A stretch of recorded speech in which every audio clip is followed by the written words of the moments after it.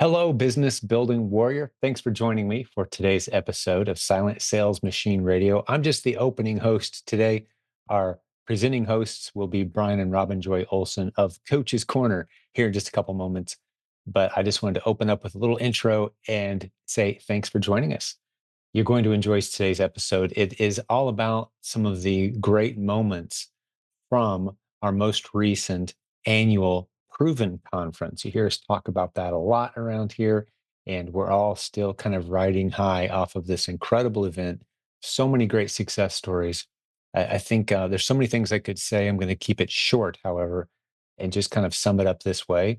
If you want to move your business forward 3 to 6 months in just 3 days, go home with more fantastic right ideas than you could possibly generate on your own with as much brainstorming and studying as you could ever do. You're not going to get anywhere near as many impactful, powerful, do this now type of tips and strategies as you'll get from the 3 days coming to one of our live events. Theprovenconference.com is the website. Now, our next big meeting isn't until May or June of 2025, late May, early June. We're kicking around the dates. We may do some adjusting there. It's going to be either the last few days of May or the first few days of June of 2025. Theprovenconference.com has details. We're in the process of negotiating some great arrangements with the hotel right now. So we'll have the exact date soon, but you can still lock in your tickets. You can jump over to that website and go ahead and lock those in at a great low price. But the conversation today, let's shift in that direction. I really enjoy hearing from the leaders on our team, yes, but also the attendees in this community who come to the events and the things that they say, the things they share. And it is a powerful thing that's simply impossible to replicate. We've got this Facebook group for the people who are part of the event. There's about 1,100 people in that Facebook group this last time. That includes the live stream viewers as well. But a lot of the common themes, a lot of the things that you hear people saying are, wow, okay, I've watched the live stream a couple years. I finally came to this event. It's completely different and well beyond anything you could ever hope to experience just by watching the videos. The conversations in the hall, the feeling that's in the air of cooperation, of abundance minded sharing. We don't see each other as competitors. You can walk up to anyone and say, hey, what's working? Where are your challenges? What have you learned? Help me with this challenge. Here's what I'm facing. Here's where I'm at in my business. And you'll have everything from multiple 7-figure sellers down to people who just started this week, interacting with each other, having conversations, and truly encouraging each other. And yes, it's a mindset that we've established in our community, of course, and we encourage that, but we can't force people to be that way. But once you've been in our community for a little while and you start to understand the scope and the scale of the opportunity, it really costs you nothing at all to share the ideas with others. And you know that those will be reciprocated back to you. The creativity, the relationships will propel your business forward even faster. So it's something that's built into the culture around here, and you can only experience that really by coming to a live event. So I hope you'll plan to come to the event next time we do it. And something that Brian and Robin Joy will fill you in on. I'm not going to give you a whole lot of detail, but August 2024, we have a Nashville workshop. That's going to be a smaller event, 30 people or so at that event. We had about 50 people, I think, that wound up attending our workshop in Orlando. We got a slightly bigger room, but we still gave plenty of individualized attention. But you actually open up the laptops at this workshop, we step you through it. And like I said, Brian and Robin Joy will fill you in on those details in a moment, but get ready to check your calendar for those August dates for the workshop we have coming up. There'll be a link in the show notes as well. You can go to silentjimdotcom, click on the podcast link, find this episode. You can find all the show notes. And for details on that workshop, I can give you the website. It's provenamazoncourse.com. Those 3 words, provenamazoncourse.com/100 or 100, as in the 100 ASIN workshop. Your path to 100 ASINs. That's what they cover. Very newbie friendly, very step by step, very get into the details of what it looks like to find great, test worthy, winning ASINs that you can sell against. Well, I'm not going to take up any more of Brian and Robin Joy's time. I'm going to turn the show over to them. Enjoy this episode of Coach's Corner. Welcome back to Silent Sales Machine Radio. We are your co-hosts. I'm Brian. And I'm Robin Joy. And this is Coach's Corner. And we just got back from Orlando, Florida. where we went to the Proven Conference. It was amazing. We live in the, what do they call it? A high desert, yeah. Right. So going to Orlando where it was 90 plus degrees with lots of humidity, I was just soaking it up. I mean, I didn't mind it at all. I was drowning. Yeah. But yeah, so we did the Proven Conference, but 2 days before the Proven Conference, we hosted a Path to 100 ASINs workshop. Second time we've done it.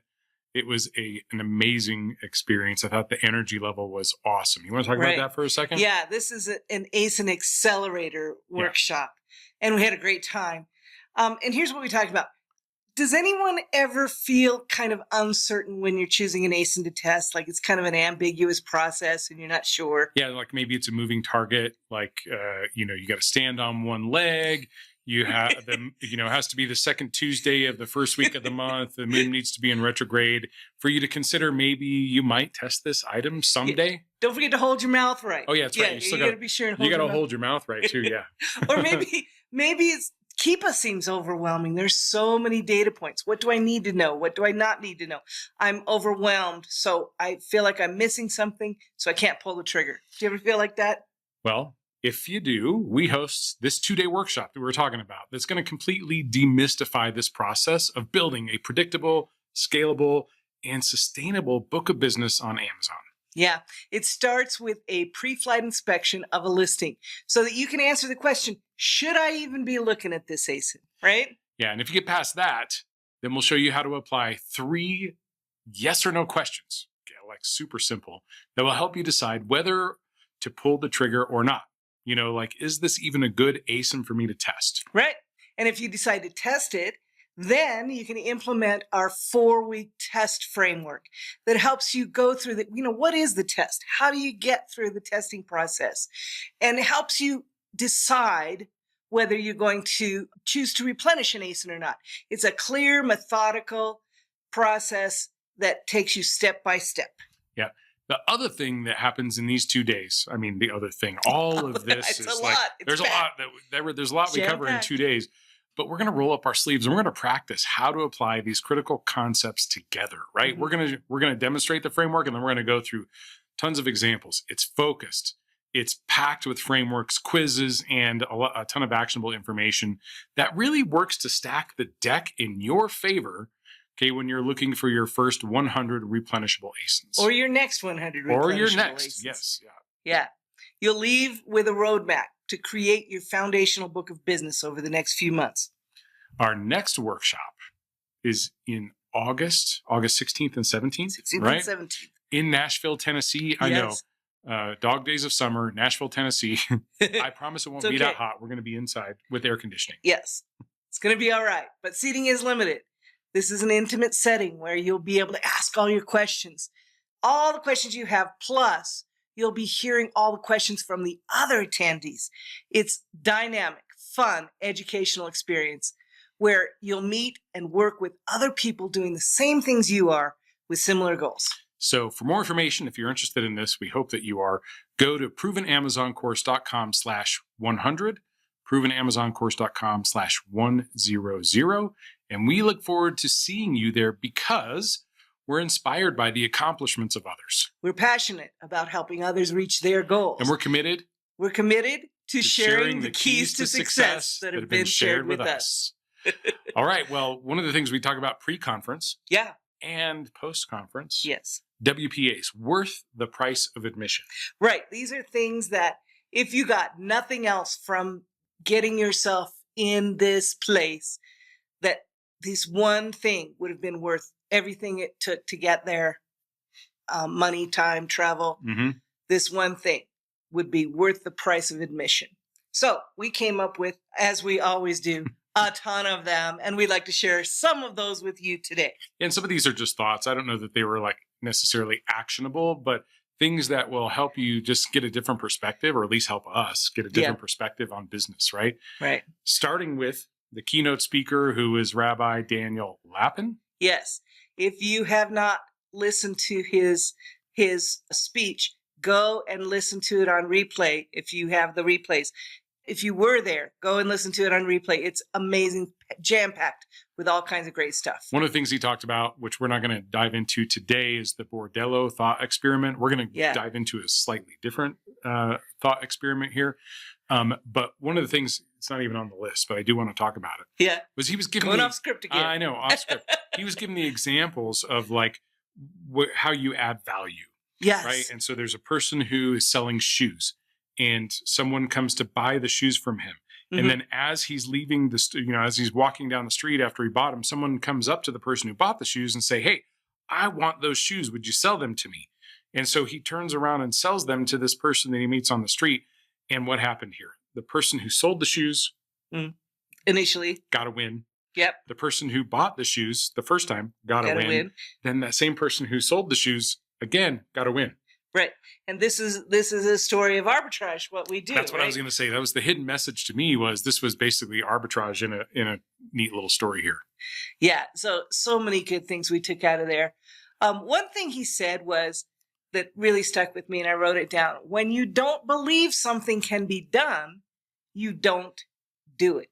Now, that's a very simple thought, and it makes sense in our heads, but let's apply it to a different thought experiment. I love this thought experiment. Yeah. So you brought up this question to me when we were on the flight back home, and it was like, remember 1954, I think, right? Yeah. 54, Roger Bannister ran a mile in under 4 minutes. Right.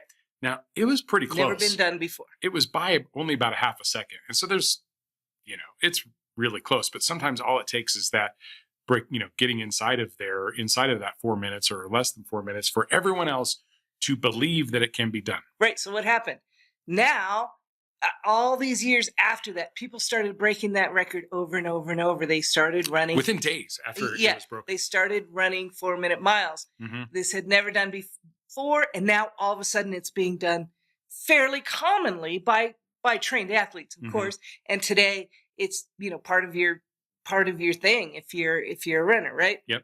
So what would have happened, or what would happen? What happens now if we think that, or if we come to discover that there was a timing error in that original race where Roger Bannister ran it in less than 4 minutes? What if there was like a timing mistake or error that happened? It was like, oh, really? It was 4 minutes and 1 second, not 3 minutes, 59.4.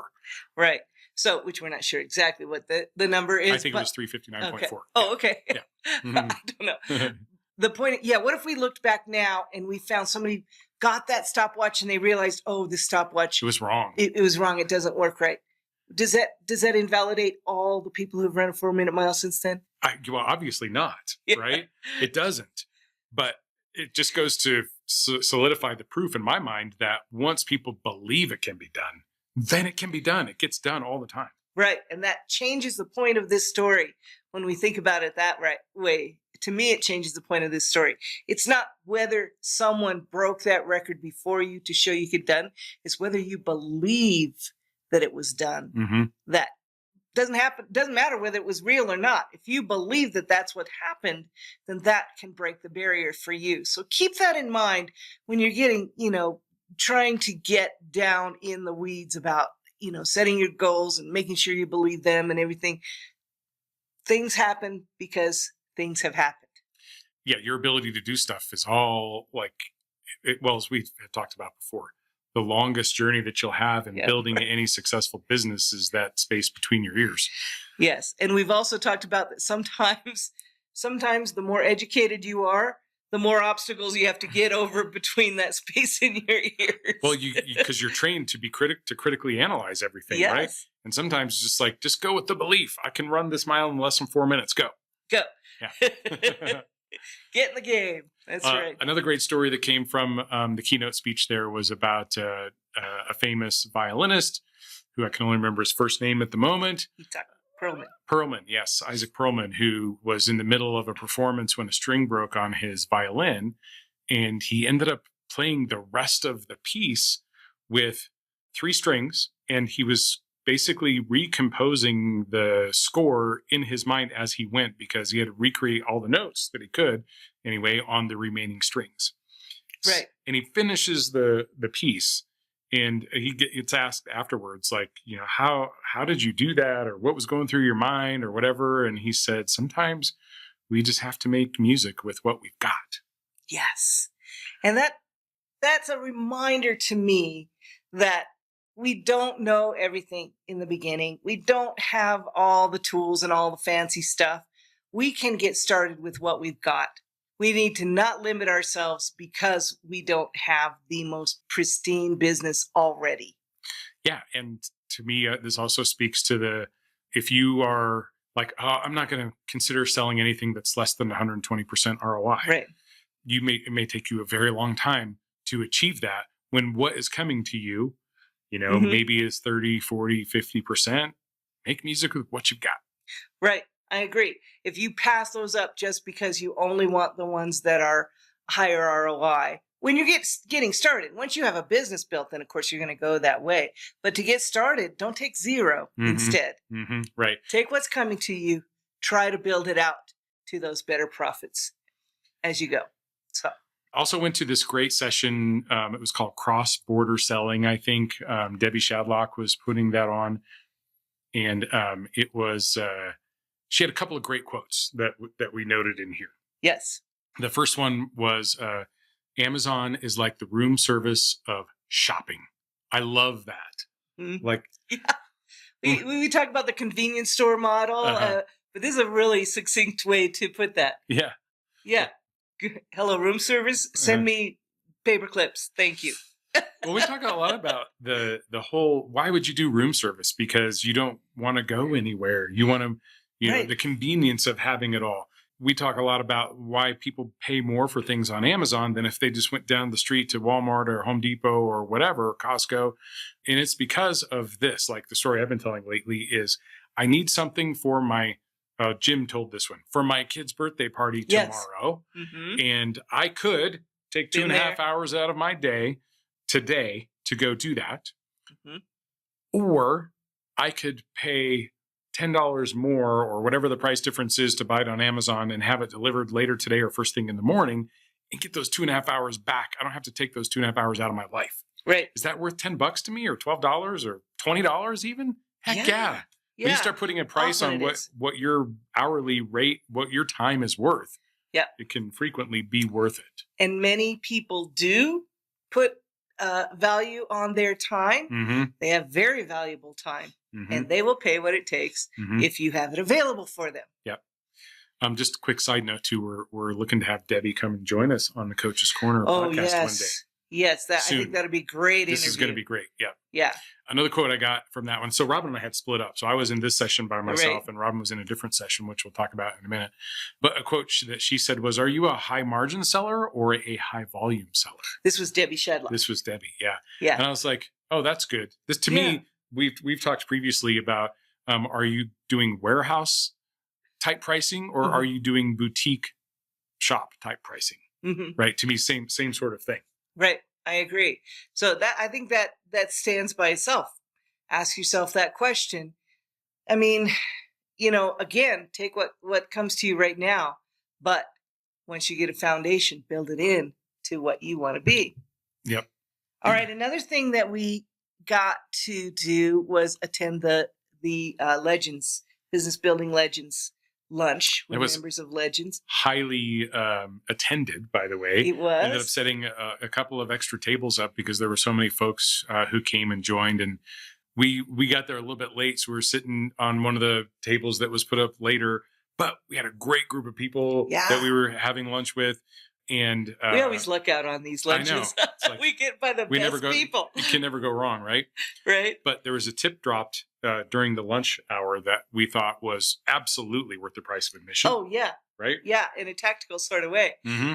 They said, and we have yet to do it, but the word is that if you get approved in Amazon Handmade, Amazon waives your seller account fees. So that professional fees of $39.99 a month gets waived. Yeah. It's basically $480 a year value.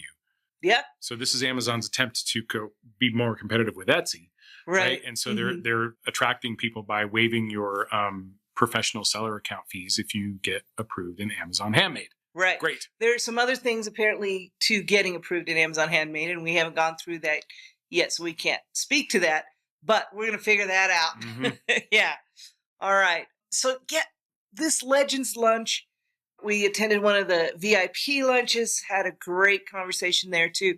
The being where we can have conversations with other people who are have the same kinds of goals, who are doing more than us, different things than us that we can learn for or just be associated with. Mm-hmm. The value of being there in person, I cannot overstate the value of being there in person. Now, if you couldn't be there in person, understood, you get as much as you can from the live stream and the videos, and everybody has their own situations. But if you can be there, be there. Mm-hmm. It is worth it to get yourself there. So next year's already been announced, and so at theprovenconference.com there'll be updates. Yes. There, so you can find more information about next year, which will also be in Orlando. Yeah, I think it's going to be in the same place. Yeah. Either late May or early June. So go check it out. We're already very excited about that. All right. So yeah, there is a value to being there in person. Same with the workshop that we do, the one 100%. that we're going to do in August. The value of being there in person and just, soaking up those relationships. We saw people that were just making friends and getting value from each other, learning from each other. The value of just sitting in a room and watching the questions that other people ask. Mm-hmm. Like you see people, and they go, "Oh, I didn't think to ask that." Oh yeah, but yeah, what is the answer to that question? Right? Mm-hmm. It really enhances the experience. And the connections, like you talk about, how many people did we talk to in the same room who were from the same city? Yeah. And they're like, wait, you live in Houston too? Wait, right? You live in Indianapolis too? You live in Orlando too? Right? It was like, oh, yes. And you could see these friendships being formed right there, just yes. in real time. It was Exactly. Find the things that they have in common. It was beautiful. So another conversation, I was I was listening to multiple conversations, and you were talking with some folks, and they had an interesting comment that I think we can apply here to our business and to a lot of businesses. What was that? Yeah, actually what they said was they were talking about one of their historical years, and they said it wasn't our best year, but we are better for it.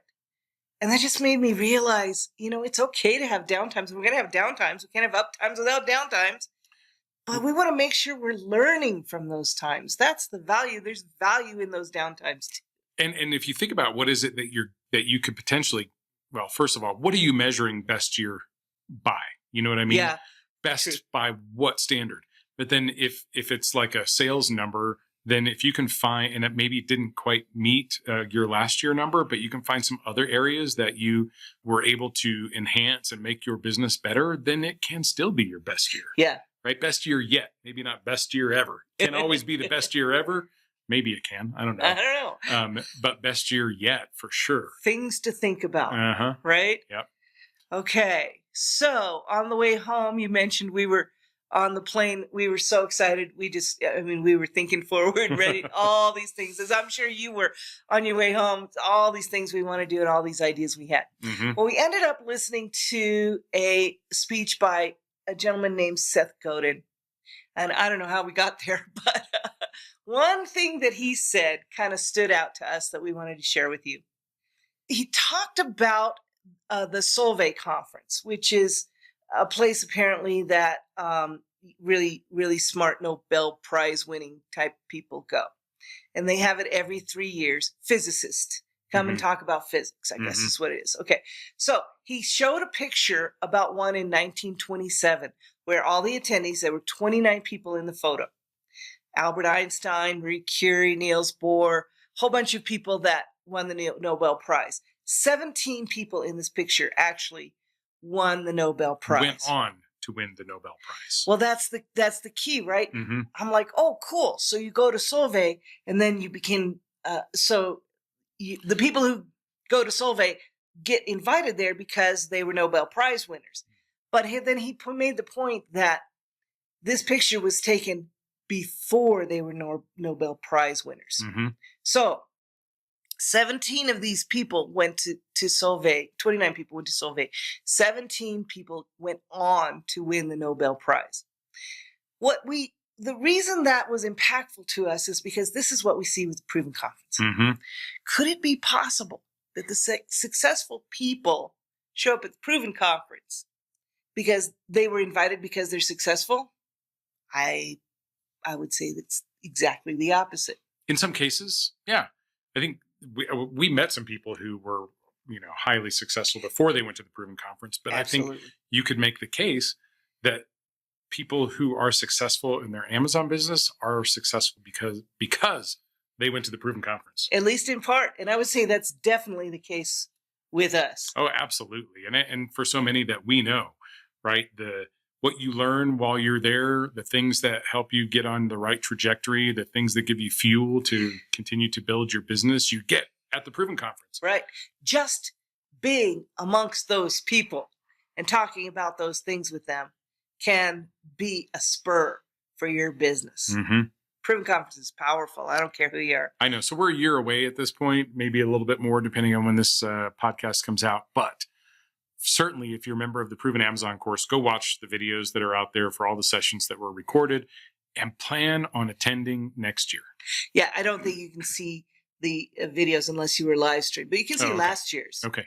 Yeah. Okay. Sure. It'll be added to the Proven Amazon course later. Yes. But if you did sign up for live stream or bought tickets, then you can get those videos. Yeah. Right. Okay. Right. And we're going to go watch some more of them. We haven't got them all in yet, but there's so much great content. Yeah. So much great content. Okay. Let's shift gears a little bit here. All right. We talk about, I don't know that we talk about it. We're going to talk about it now. Can we make any guarantees for people doing this business? I mean, one of the things you always say is no guarantees. I do say that a lot. Right? No guarantees, but. Yeah. No guarantees, but this is evidence of this. No guarantees, but if you do this, you have a pretty good chance. But there are some guarantees that we can make. And we're going to get to those here in just a second. But let's talk about the guarantees that we cannot make if you're going to get into this business, whether you are just going through the Proven Amazon course, whether you go through the Kickstart, whether you get the workshop, coaching, any of those things.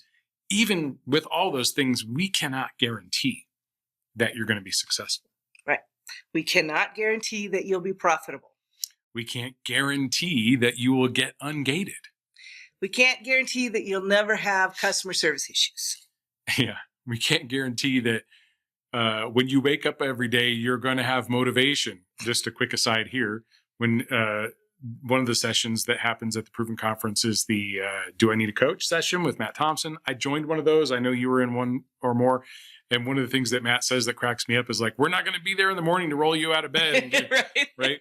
Right? You have to get that part done yourself, right? We can't make you be successful, but we can certainly give you the tools that will help you be successful. We can give you ideas about what to do when you roll out of bed. Right. All right. We cannot guarantee that Amazon won't lose your items or shipments. Yeah. Can't guarantee that. In fact, I could probably put that in the guaranteed side. At some point or another. Yeah. We can't guarantee that you're not going to get undeserved bad feedback, either about one of your products or about a customer experience. And we can't guarantee that you won't face compliance issues. Mm-hmm. They'll probably come. We can't guarantee they won't be there. Right. But here's some guarantees we can make. Okay, what can we guarantee, Brian? If you don't make an offer, you are not going to sell anything. I can guarantee you that. Mm-hmm.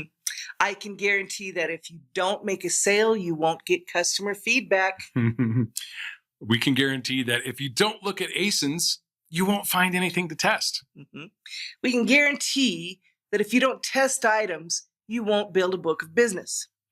That's a good one. That's a really good one. We can also guarantee that if you don't make an offer at a higher price, then you won't know if you could have sold it at a higher price. Say that one again. One more time. If you don't test your items above the buy box, you will never know if you could have sold it above the buy box. Right. And we always start above the buy box. We always start at the highest price we can justify starting at, because we can always go down. Yeah. It doesn't hurt anything, but boy, it might help. So the point of all this is get in the game. Get in the game. Right? Go start testing ASINs. Yes, because, well, let's go to a quote first. Oh, okay. Do you have a quote for us, Brian? I do. This is going to be so. It was timely for me anyway. It came up last night in one of my, I think my LinkedIn feed, and this quote comes to us from Alex Hormozy, who I love. He's current. He's got great topics. He's relevant from what's going on today. But sometimes his analogies are so spot on, and this is one of them. Okay, the quote goes like this: entrepreneurship is kind of like playing a video game. You keep dying and coming back to life to fight the same boss over and over again until you learn the lesson. And that's not exact. I kind of butchered that, but something like that, right? So for those of you who may play video games, you get it. There's always some boss on some level that you have to beat before you can progress to the next level. And until you figure out how to beat that, that boss, that character, you're stuck on that level. And so you keep trying all these different ways until you figure out a way to overcome that particular challenge. Yeah, I find that very prudent in this conversation because, video game players, I'm not really one, I have to say, but I have seen. But you've watched plenty. I have watched plenty with you and Matt. I've watched plenty.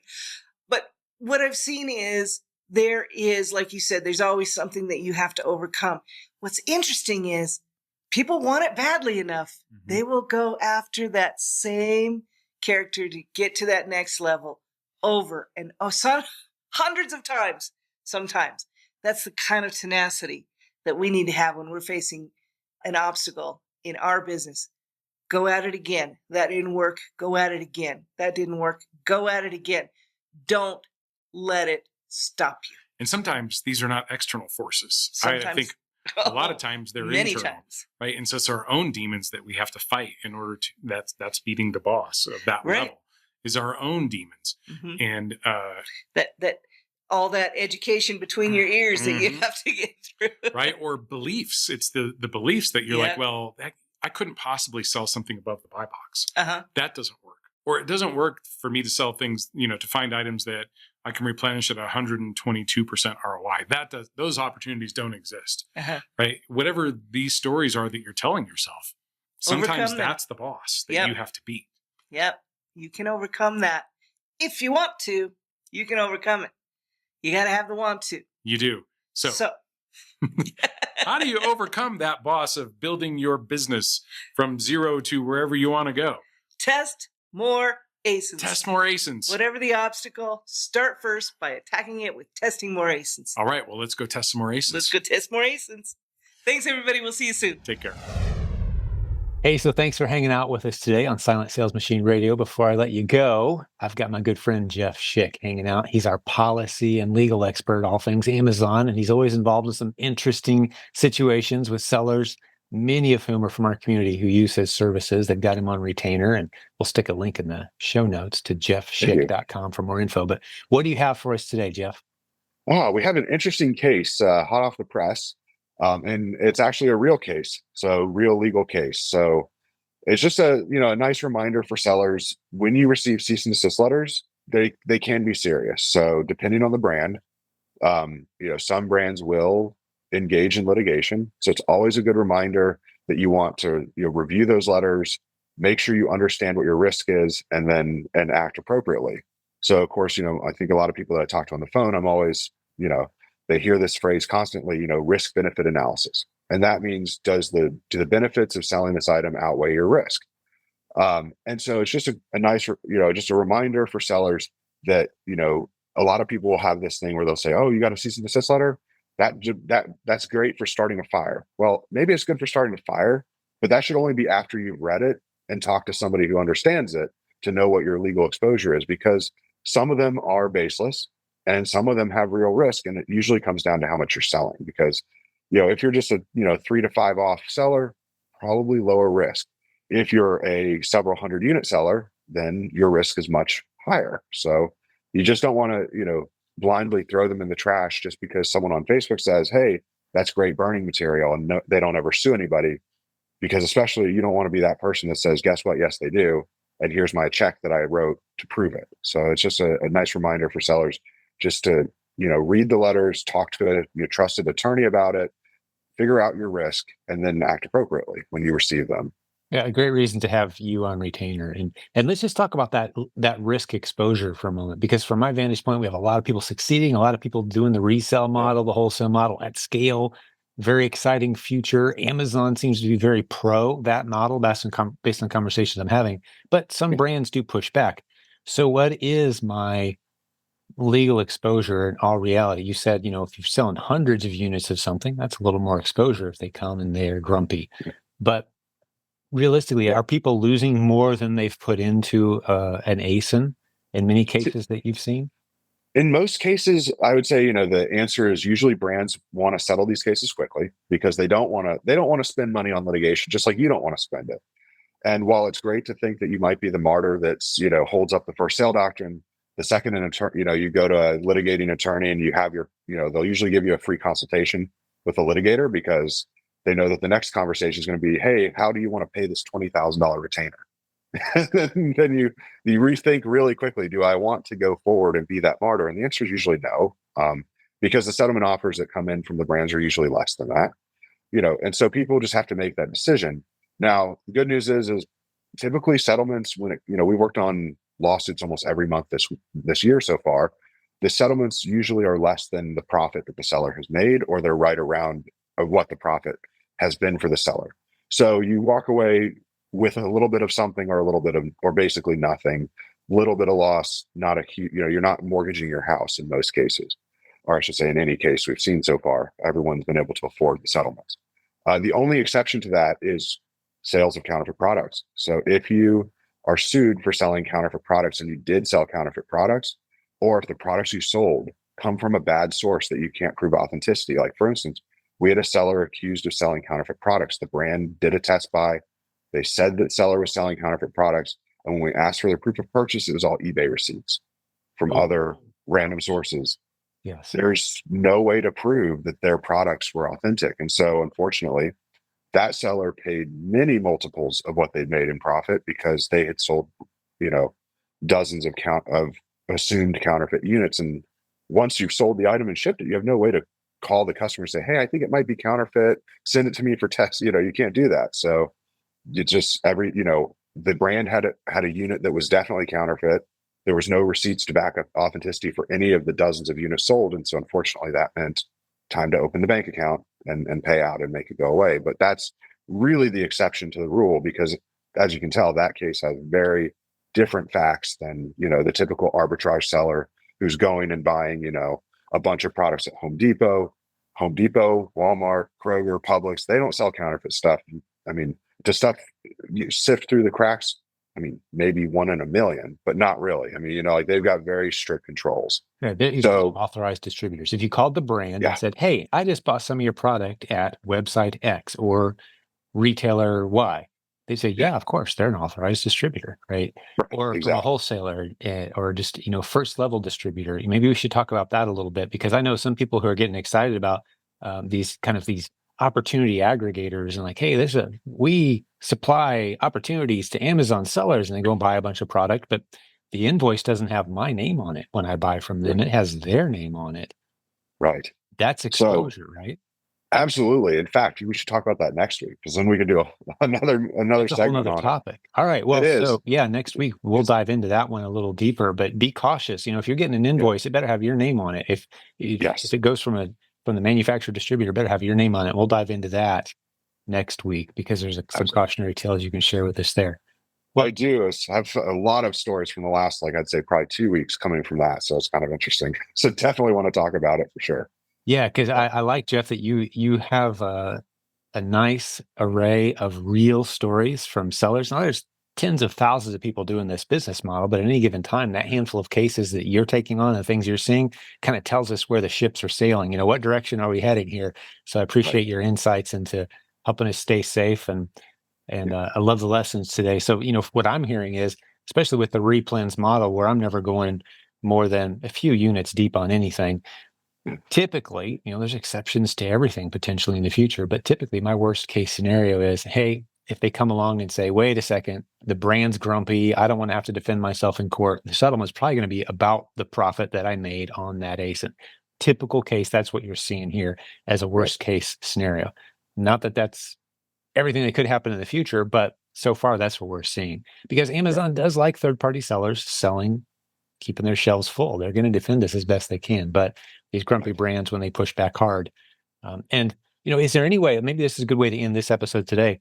Is there a good way to avoid those brands? What are some of your favorite ways that you would tell sellers to avoid those brands? I know I say if you see the seller count drop to 1 on Keepa suddenly or frequently, that's a sign. Maybe that's a grumpy brand. Check their other ASINs and see if it's happening simultaneously for that brand on their other ASINs. And there's some tools that help alert you to, hey, this brand seems to generate a lot of IP complaints. Right. Besides that, and what you've already told us, is there anything else that you would say to do to be cautious about the brands that you're choosing? So I'd say the only downside with cease and desist letters, for instance, and like the lawsuits that have happened, is that so far we've only seen a handful of lawsuits that weren't preceded by a cease and desist letter. So you had that notice that there's a cease and desist letter, usually multiple. Like some people reported receiving 7 to 10 cease and desist letters. Some people received just 1. So there's no magic number, but usually there's some notice. And so that's why I always tell people, talk with an attorney first before, when you receive that letter. For instance, there's a law firm in Chicago that when we see their letters, we know that they're going to file a lawsuit as the next step, because they only send 1. It's a warning shot, and then they just go to court because they've realized that it's more cost effective to use the stock template of a lawsuit that they use just over and over again and pay the $500 filing fee and have a sheriff show up at your door and then say, welcome to Chicago District Court. That's their thing. So when we see those letters, we tell our clients, hey, hold on, put on the brakes, probably not worth it, but great news is we can work with that law firm. They will give you time to sell through your products, make this go there so you don't end up in court. It's better to sell off your units and stop selling than to get sued, and you're going to be forced to stop selling anyway. As long as you don't just ignore these letters entirely as your strategy, right? There's multiple ways to mitigate this risk. Exactly. And like there's another law firm we know that files IP claims. So when we see letters from him, I immediately tell sellers, hey, guess what? Unfortunately, he files IP claims on Amazon. Because it comes from a lawyer, Amazon tends to suspend people while they investigate, because they just, it came from a law firm. They don't want to mess around with it just in case there's something real. So we always give sellers that insight. So, and then of course there's the infamous, letter writers that send tons of letters out, but they do occasionally sue. So we just have to watch out for it. We've been building a little database internally of the brands that do sue and so forth. And, we've got that working relationship with them. So, rely on us, at least if you're one of our clients, when you get the letters, talk to me, talk to Lewis, and let us, work through it with you. And give you advice. Yeah. So you really can minimize your risk if you cooperate with and have on retainer for a few dollars a month, someone like you, and just bounce it all off of you. And you're going to say, hey, probably worth selling out of what you got. Let's move away from that brand. And that's the beauty of so many people who are in the replens model, is we're finding new ASINs constantly. If we have to drop a few, we move on with our life, and we minimize our risks that way. Exactly. Excellent. Well, really good advice. Can't wait to have you back next week. We'll dive a little more into making sure that the inventory you're getting your hands on isn't going to get you into trouble, as a good next topic. But always good seeing you. JeffSchick.com is the website. Get him on retainer. That's who we use. Some of the leaders on our team are using his services as well. And we'll have you back again next time. All right, Jeff? Thank you. Sounds good. Thanks, buddy. Talk to you then. Bye.